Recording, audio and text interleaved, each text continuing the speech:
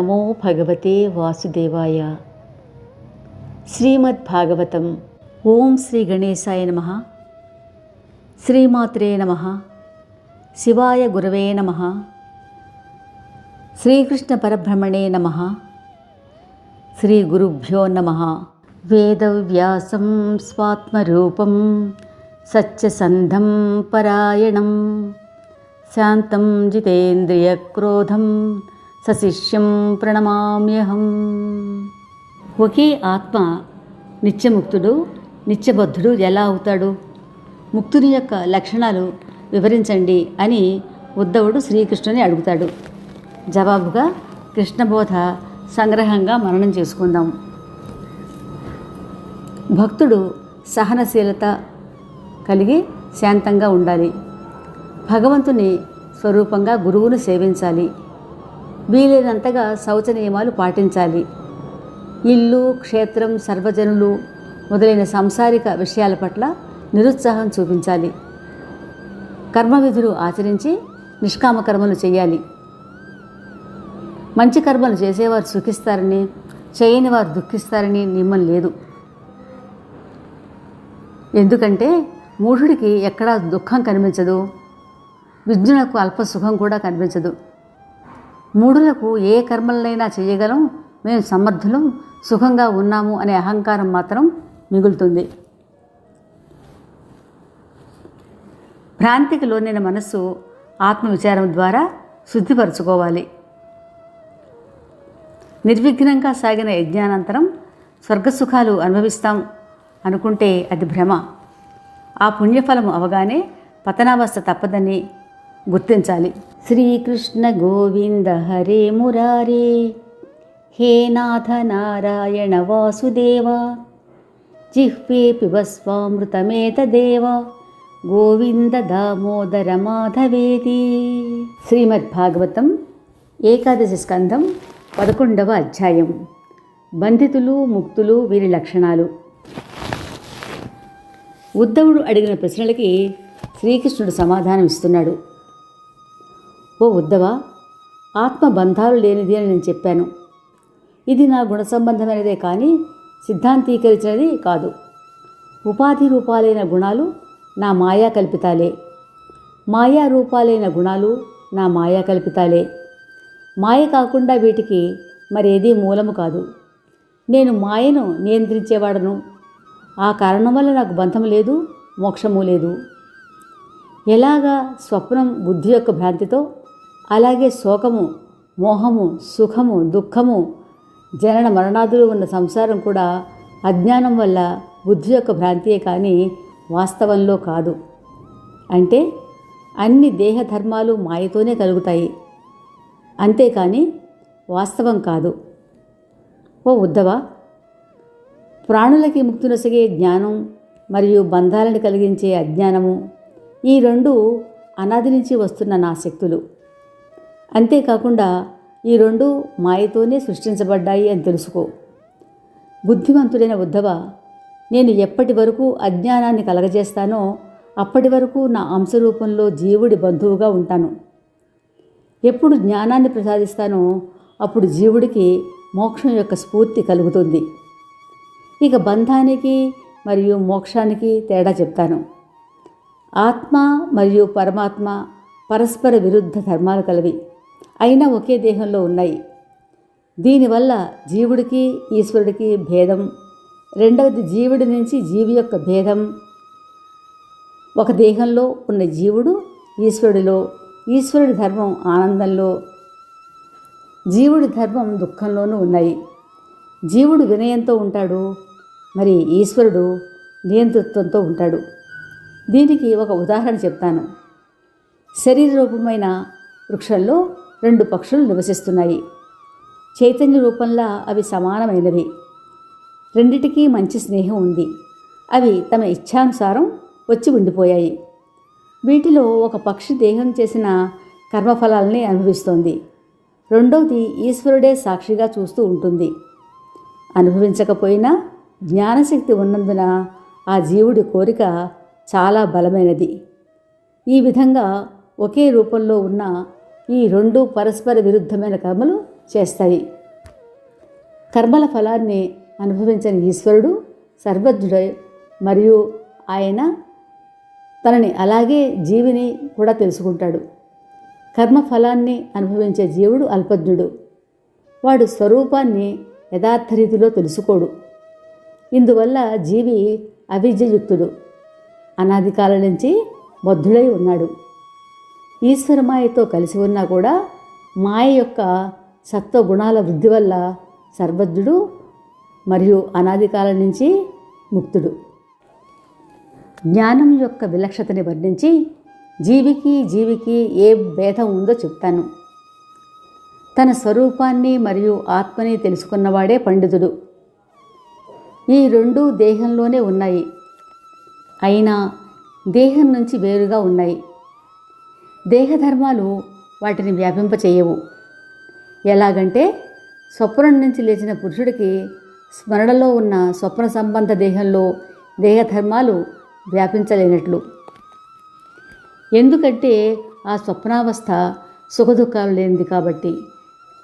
ఈ విధంగా జ్ఞానం ప్రాప్తించినందువల్ల మోక్షం పొందిన జీవుడు సంస్కారం మూలంగా దేహంలోనే ఉండిపోతాడు.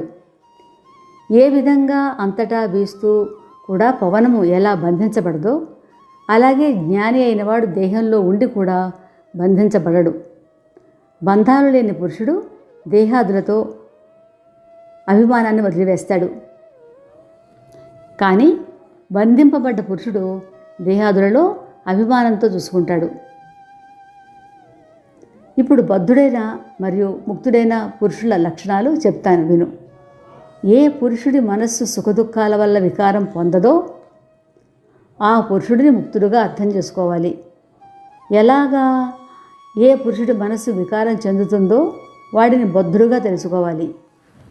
ఏ సమదర్శి అయిన ముని ఎవరిని నిందించకుండా లౌకిక వ్యవహారాలు పట్టించుకోకుండా ఉంటాడో ఆ ముని ముక్తుడు అనబడతాడు. దీనికి వ్యతిరేక స్వభావంతో ఉన్నవాడు బద్ధుడు అనబడతాడు. అలాగే ఎవరు కర్మ మొదలగు వాటిలో ఆసక్తి లేకుండా ఏమీ చేయకుండా మంచి చెడు విషయాలను మనసులో తలచకుండా ఒక్క ఆత్మలోనే విహరిస్తూ ఉండేవాడిని ముక్తుడు అని అర్థం చేసుకోవాలి. మరియు దీనికి విపరీతంగా వ్యవహరించేవాడిని బద్ధుడు అని తెలుసుకోవాలి. ఏవైతే ముక్త పురుషుడి లక్షణాలుగా చెప్పబడ్డాయో అవే ముముక్ష పురుషుడి సాధనాలు. హే ఉద్ధవ, జ్ఞాన మార్గము చాలా దుర్గమమైనది.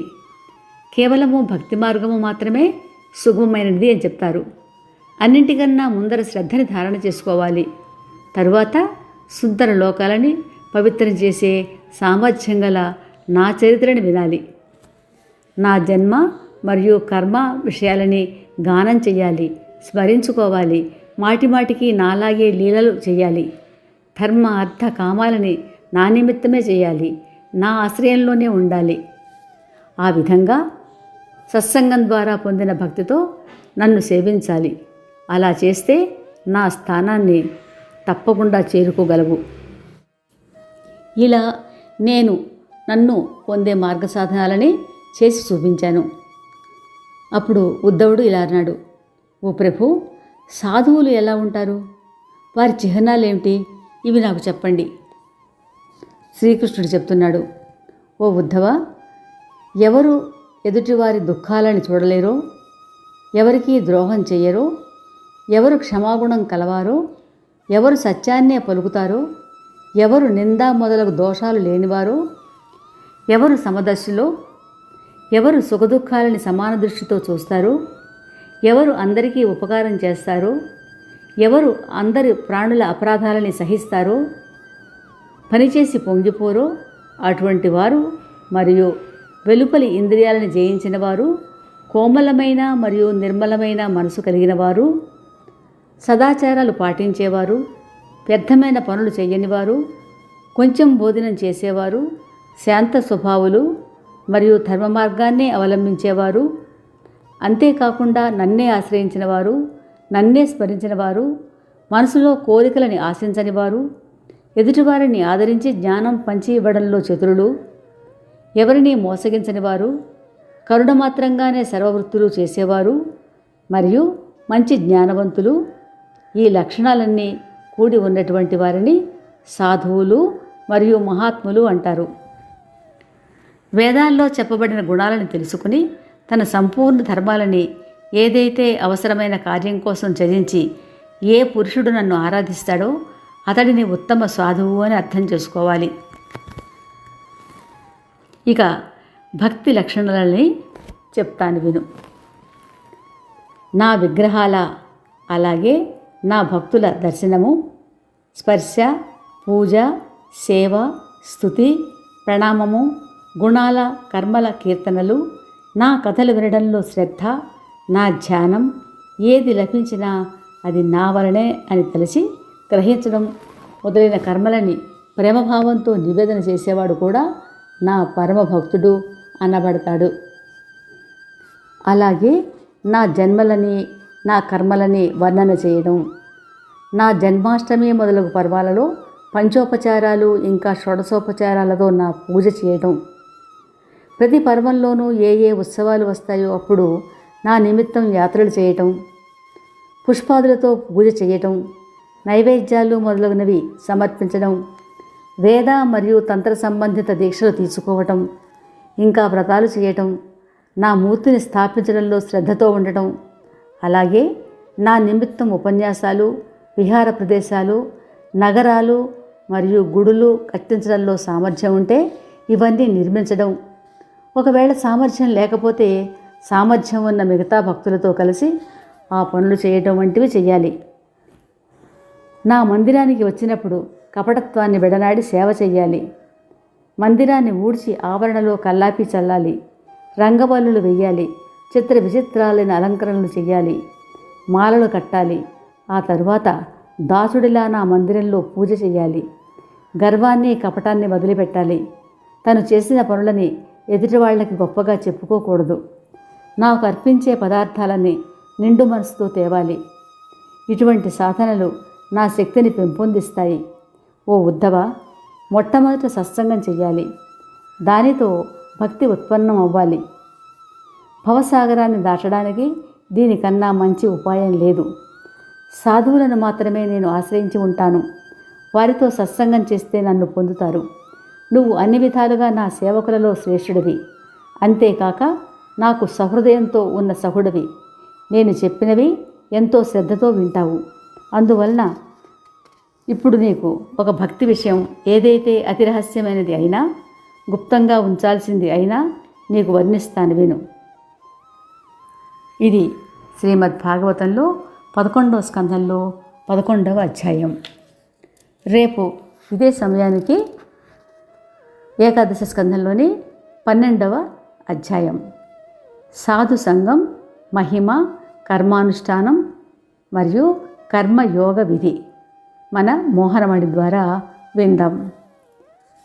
శ్రోతలకు ధన్యవాదాలు. మోహనవాణి తెలుగు పోడ్కాస్ట్ ఛానల్ని లైక్, షేర్, సబ్స్క్రైబ్ చేయండి. ప్రక్కనున్న గంటను మ్రోగించండి.